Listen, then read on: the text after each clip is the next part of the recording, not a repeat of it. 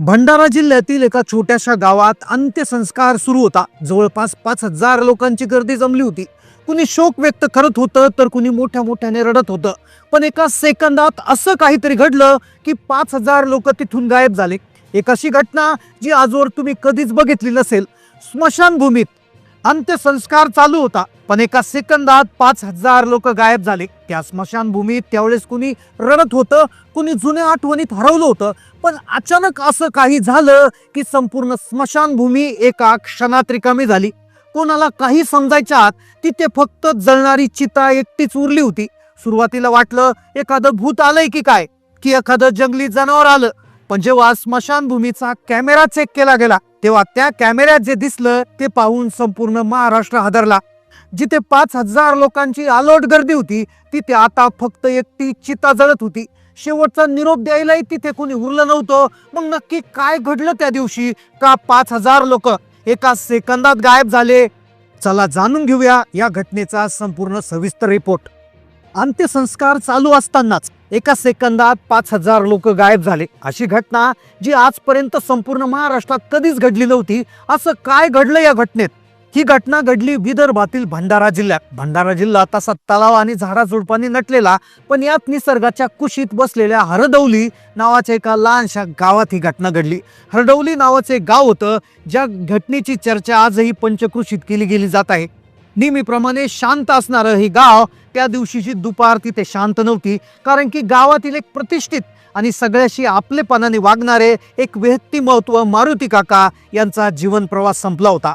मारुती काका यांचा जीवन प्रवास त्या दिवशी संपला होता. वयाच्या 59व्या वर्षी, म्हणजे अतिशय कमी वयात मारुती काकांनी अखेरचा श्वास घेतला होता. त्यामुळे संपूर्ण गावावर शोककळा पसरली होती. आणि याच अंत्यसंस्काराच्या वेळी ती भयानक घटना घडली. सुरुवातीला कोणाचा विश्वास बसत नव्हता. अचानक एका सेकंदात 5,000 लोक कस काय गायब झाले? पण जेव्हा स्मशानभूमीचा सीसीटीव्ही कॅमेरा तपासला तेव्हा जे सत्य उघडकीस आलं ते पाहून संपूर्ण महाराष्ट्र देशाला हादरा बसला. कारण घटना फार विचित्र होती. अंत्यसंस्काराच्या वेळी सगळं सारखंच वाटत होतं. नेहमी जसे अंत्यसंस्कार होतात तसंच होत होतं. पण अचानक ही घटना घडली जिचा कुणी विचारही केला नव्हता. ही घटना महाराष्ट्राच्या इतिहासात कधीच घडली नसेल. तुम्ही अनेक अंत्यसंस्कार बघितले असतील, पण अशी घटना महाराष्ट्रात पहिल्यांदाच घडली. अक्षरशः लोकांनी कधी विचारही केला नसेल की अशी घटना घडू शकते. वयाच्या 59व्या वर्षी अखेरचा श्वास त्या व्यक्तीने घेतला होता. संपूर्ण गावावर शोककळा पसरली होती. लोक त्यांची आठवण काढत होते, कुणी रडत होते. सकाळपासूनच घरासमोर गर्दी जमू लागली होती. जसं त्यांचं पार्थिव हॉस्पिटलमधून आणलं होतं तसं लोकांची गर्दी त्यांच्या समोर जमली होती. गाव तसं छोटंसं, पण माणूस हा खूप माणुसकीचा होता. सुख दुःखाला नेहमी उभा राहायचा. त्याच्यामुळे थोडी म्हणता इतकी गर्दी झाली की तब्बल 5,000हून लोक तिथे जमा झाले होते अशी शक्यता जवळपास तिथे सांगितली जात होती. मारुती काकांनी आपल्या आयुष्यात कमावलेली खरी मुंजी म्हणजे ही माणसं होती. अनेक गावातून, शेजार पाजारच्या 5 गावातून, पंचक्रोशीतून लोक येत होते, तर काही लांबून शहरातून, पुण्यासारख्या शहरातून तिथे माणसं आले होते. अंत्यसंस्कारासाठी सगळेजण तिथे उपस्थित होते. कारण की ते जे मारुती काका होते त्यांनी सगळ्यांना जपलेलं होतं. त्यांची जी आपुलकीने जमा केलेली माणसं तिथं आली होती. पण कोणालाच वाटत नव्हतं की त्यांच्यासोबत आज असा विचित्र प्रकार घडणार आहे की एका सेकंदात सगळं स्मशानभूमी रिकामी होणार होती. प्रत्येकाच्या मनात त्यांच्या बाबत काही ना काहीतरी आठवणी होत्या. कुणाला त्यांनी संकटात मदत केली होती, तर कुणाला त्यांनी आयुष्याचा मार्ग दाखवला होता. दुपारी 12च्या सुमारास राम नाम सत्य आहे अशा सुरुवात त्यांची अंत्ययात्रा निघाली. परंतु अंत्ययात्रा निघाली पण कुणीच विचार केला नव्हता की ज्यावेळेस ही अंत्ययात्रा स्मशानभूमीत पोहोचेल, अंत्यसंस्कार सुरू होतील, त्यावेळेस एक असा धक्कादायक प्रकार घडेल की ज्याचा कुणी विचारही केला नसेल. खरं तर या घटनेची सुरुवात आज सकाळपासूनच झाली होती. सकाळपासूनच हे जे प्रकरण होतं हे घडणार अशी कुणकुण कोणालाच नव्हती.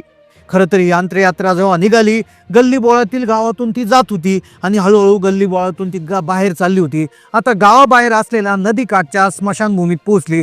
स्मशानभूमी ही अतिशय निसर्गरम्य होती. निसर्गाच्या सानिध्यात असलेले गाव. चहूबाजूने नदीचा वेढा होता आणि नदीच्या कडेला गच्च दाट झाडांची एक भिंतच होती. प्रचंड निसर्गाची शांतता पण त्या शांततेत एक धक्कादायक प्रकार घडणार होता, ज्याने संपूर्ण महाराष्ट्रासहित देश हादणार होता. हर्दवलीची स्मशानभूमी नदीच्या काठावर होती. ती खरं तर एक निसर्गरम्य ठिकाणच होती. तिथे एक अतिशय जुनं महाकाय झाड सुद्धा होतं. हे झाड किती वर्षाचं आहे हे कदाचित तिथल्या पिढ्यांनाही ठाऊक नव्हतं. मग तिथे असं काय घडलं? फांद्यांनी स्मशानभूमीच्या अर्ध्या भागाला सावली दिली होती. उन्हाळ्याच्या दिवसात देखील ही सावली मोठा आधार असायची. खरं तर ही स्मशानभूमी आत्ताच बांधली होती, पण पूर्वी इथल्या झाडाखालीच लोक बसायचे आणि त्या ठिकाणी त्या अग्नी डाग दिला जायचा.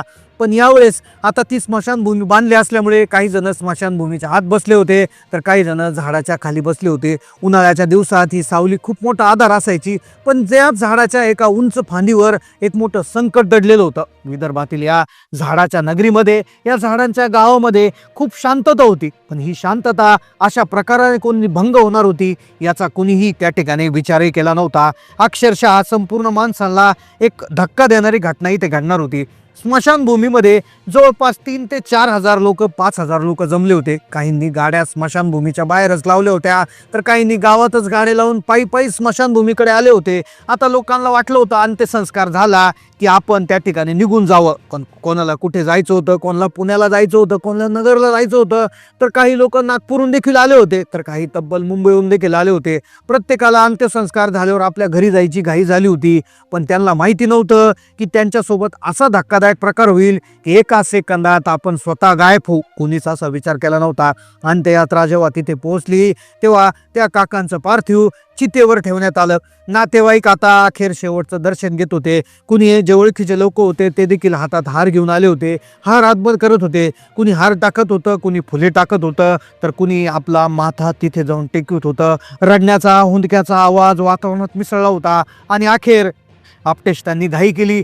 त्यांनी काकांच्या मुलाच्या हातात त्यांनी अग्निडाग देण्यासाठी, चितेला आग देण्यासाठी त्याला सांगितलं. अखेर थोरल्या मुलाने हातात अग्नी घेतला. जड पावलांनी त्या चितेला प्रदक्षिणा घातली आणि मुख अग्नी दिला. चितेत वापरलेल्या गौऱ्या आणि कोरड्या लाकडांनी तात्काळ पेट घेतला. विस्तव जसा भडकू लागला तसा त्यातून पांढरा शुभ्र धूर निघू लागला. आणि दुर्दैवाने त्या दिवशी वारा अगदीच मंद होता.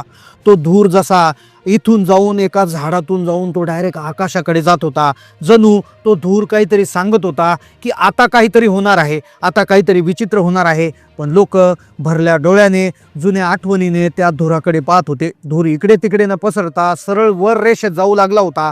आणि दुर्दैवाचा फेरा त्या दिवशी असा होता की तो धूर सरळ जाता जाता ते थोडा वारा आला आणि तिथे उभ्या असणाऱ्या एका गडगंज एका मोठ्या चिंचेच्या झाडाच्या फांदीत शिरला. चिंचेच्या झाडात फांदीत शिरल्यानंतर काही लोकांना थोडंसं विचित्र वाटलं, कारण की झाडांना धूर लागणं हे थोडंसं त्या ठिकाणी एक वेगळंच लक्षण असतं. पण खरा तो धूर जेव्हा त्या चिंचेच्या फांदीमध्ये शिरला आणि त्यानंतर जे घडलं तेच या महाराष्ट्राला हादरवून सोडणार होतं.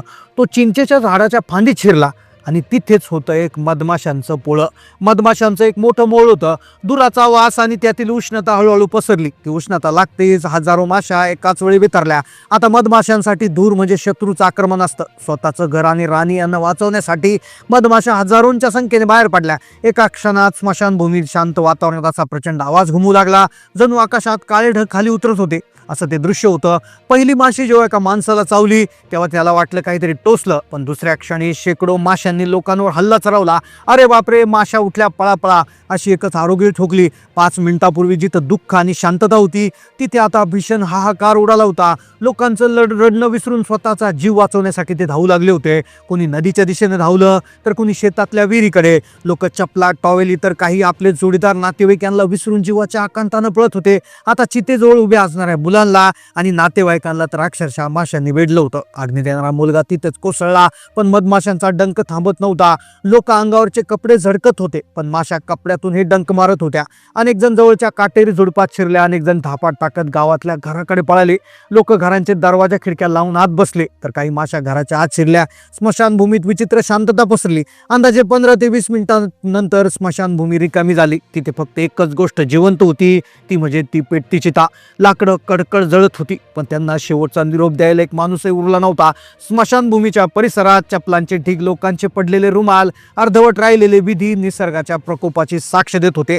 अक्षरशः माणसं तिथे काही माणूस दिसला नव्हता. सैरावैरा पळून ते आपापल्या मार्गाने पळत सुटले होते. ते दृश्य अतिशय भयानक होतं. त्या दिवशी एक बोध मिळाला की निसर्ग माणसापेक्षा कितीतरी पटीने शक्तिशाली आहे. आपण आपल्या सोयीसाठी झाडाखाली विधी करतो, पण त्या झाडावर राहणाऱ्या जीवांचा विचार कधीच करत नाही. ही घटना आज भंडारा जिल्ह्याच्या इतिहासात एक काळा दिवस म्हणून नोंदली गेली. तिथल्या चिंचेच्या झाडाकडे पाहताना आता लोकांना अंगावर काटा येतोय. या घटनेविषयी तुमच्या काय प्रतिक्रिया आहे नक्की कमेंट करून कळवा. चॅनलला नवीन असाल तर सबस्क्राईब करा. धन्यवाद.